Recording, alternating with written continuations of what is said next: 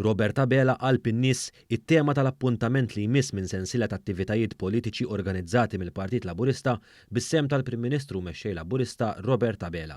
L-attività li se ssir nhar il-Ħadd li ġej 17 ta' Settembru fis-6:30 ta' filgħaxija se tara lil Prim Ministru mhux biss iżur lil Mellieħin iżda wkoll jgħaddi l-messaġġ tiegħu propju f'misraħ il-parroċċa li għadha kemm ġiet inawgurata ftit tal-jemilu grazzi għall-investiment massiġġ li sar fiha biex titgawda mill-komunità imma wkoll mill-eluf ta' Maltin u turisti li jżuru din il-lokalità popolari.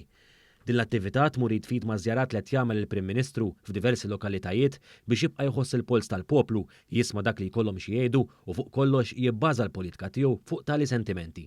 Tkellimna mal-kap eżekuttiv tal-Partit Laburista Randolph De Battista li appella lil kulħadd biex jingħaqad mal-Partit Laburista.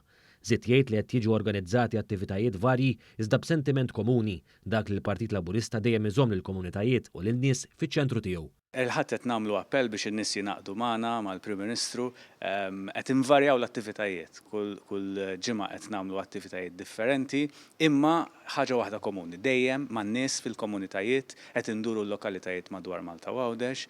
Din hija triq illi għaddej biha l-Partit Laburista illi ħajibqa' għaddej għax-xhur illi ġejjin. De Battista ċenna wkoll għall-avvenimenti importanti li se jkun qed jorganizza l-Partit Laburista fi żmien li ġej, fosthom il-Konferenza Ġenerali Annwali u l-kampanja ġbir ta' fondi li tilħaq il-milja tagħha fl-ewwel ta' Ottubru.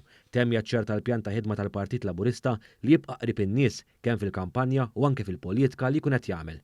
Issa ġejjin attivitajiet oħra importanti fosthom il-Konferenza Ġenerali, il-kampanja ġbir ta' fondi illi qed nippjanaw għall-ewwel ta' Ottubru, imma l-Partit Laburista jibqa' qrib in-nies fil-kampanja u fil-politika li jkun qed jagħmel.